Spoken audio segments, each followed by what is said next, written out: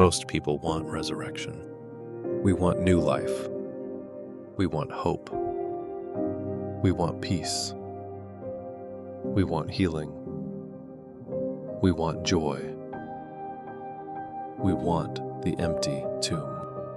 But we do not want crucifixion. We do not want surrender. We do not want suffering. We do not want the moment when everything we built around ourselves collapses. We do not want the cost of obedience. And yet, when we look at Jesus on the cross, especially in his final words, we begin to see something deeper.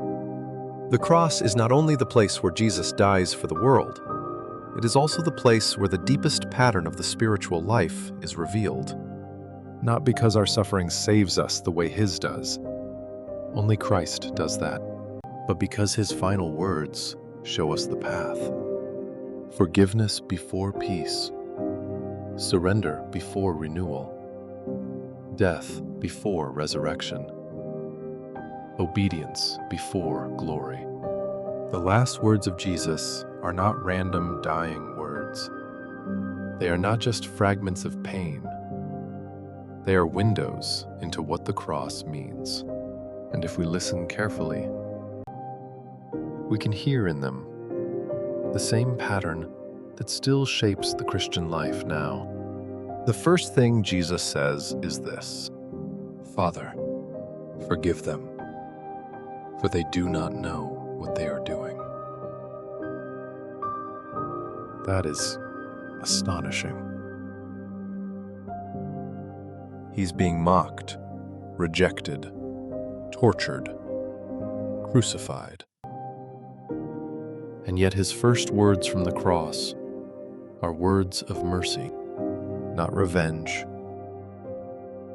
not bitterness, not self-protection, forgiveness.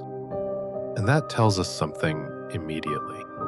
Before resurrection comes forgiveness. Before new life can begin, something has to happen to hatred. Something has to happen to vengeance. Something has to happen to the part of us that wants to strike back. Jesus shows that even in agony, love is still possible. Even in suffering, mercy is still possible. Even when the world is giving him violence, he is returning grace. Because the spiritual life does not begin with power. It begins with surrendering the right to be ruled by bitterness. The second saying shifts everything toward promise. Jesus turns to the criminal beside him and says, "Truly I tell you, today you will be with me in paradise." A dying man, guilty, helpless, unable to undo his life, turns to Jesus in faith. And Jesus answers not with delay, but with immediacy. Today, you will be with me in paradise. That means the cross is already opening the way to life. Even before the resurrection morning, Jesus is showing that death is not the final word.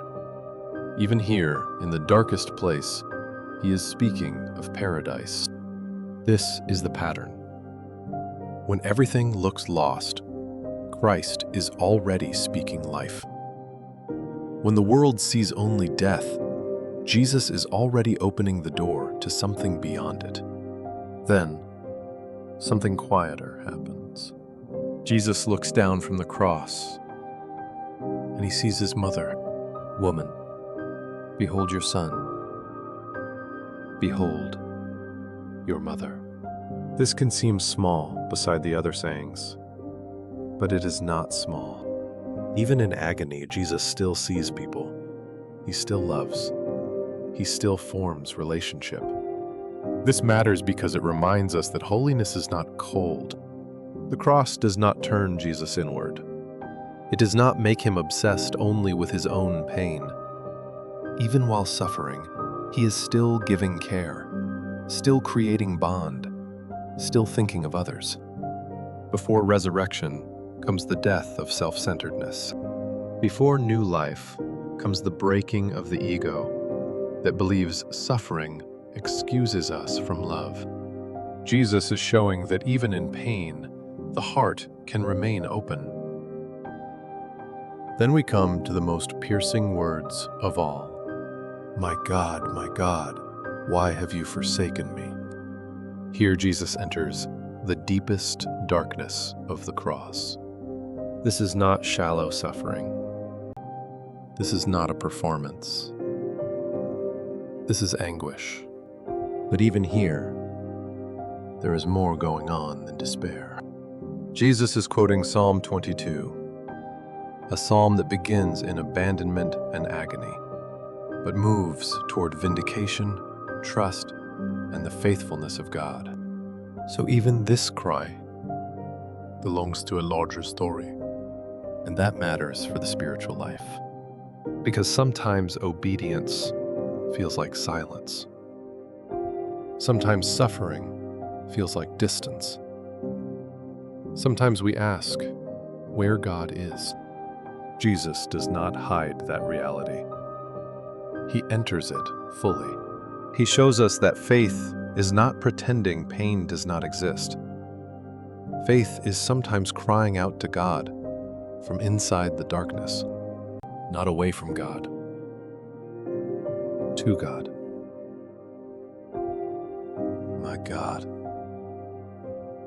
Even in the cry of forsakenness, relationship remains. And maybe that is one of the deepest truths of all.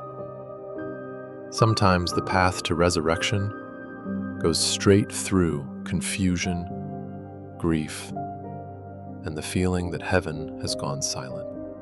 Then Jesus says two simple words, I thirst. He is not floating above this moment. He is inside it, completely. Think about what it means to be truly depleted. Not tired in a manageable way, but the kind of exhaustion where you have nothing left to give, and no certainty that anything you've given has mattered. That is the thirst underneath the thirst. And Jesus does not hide it. He is fully human in his suffering, fully present in weakness, fully inside the cost of the cross. Sometimes we want spiritual growth without weakness. We want renewal without ever admitting we are empty, dependent, at the end of ourselves. But Jesus does not hide his need, and in doing so, he sanctifies it. He shows that dependence is not failure, that reaching the end of yourself is not the end of the story. Then comes one of the most important sayings. It is finished. This is not the cry of defeat. This is the cry of completion. Jesus is not saying, I am finished. He is saying, the work is finished. The mission is complete. The obedience is complete. The offering has reached its goal. And this is where the theme of the whole video comes into focus. Resurrection comes after crucifixion, because something is being accomplished in crucifixion. The cross is not just pain. It is purposeful pain. The cross is not just an ending. It is the finishing of one work so that another reality can begin. And in the spiritual life, that pattern continues. There are things in us that must come to an end. Illusions must end. Pride must end. False identities must end. The fantasy of total self-rule must end. Something old must be brought to completion before something new can rise. And finally, Jesus says, Father, into your hands I commit my spirit. This is how the cross ends. With trust, not with control, not with self-rescue, not with panic, with surrender. Jesus places his life into the hands of the Father, and that is the final shape of crucifixion. trust at the very edge of death. This is why resurrection follows crucifixion. Because crucifixion, in the deepest Christian sense, is not merely suffering. It is suffering joined to obedience. It is pain joined to trust. It is loss joined to surrender. It is death placed into the hands of God. And that is why resurrection is possible. Not because death is good, not because suffering is automatically holy, but because what is surrendered to God is not abandoned by God forever. So if you trace the movement of his final words, a path appears: forgiveness, promise, love, anguish, weakness, completion, surrender. That whole movement mirrors the spiritual life more than we often realize. It begins with mercy. It opens toward hope. It passes through real suffering. It brings the old self to an end. And finally, it learns to let go. His cross saves us, and the shape of his cross forms us. So maybe the question is not only whether we believe in resurrection. Maybe the deeper question is this: can we forgive before we are vindicated? Can we cry out honestly to God in darkness and still call him our God? Can we let something old come to an end? Can we place ourselves into the hands of the Father? Because everyone wants resurrection, but few people want crucifixion.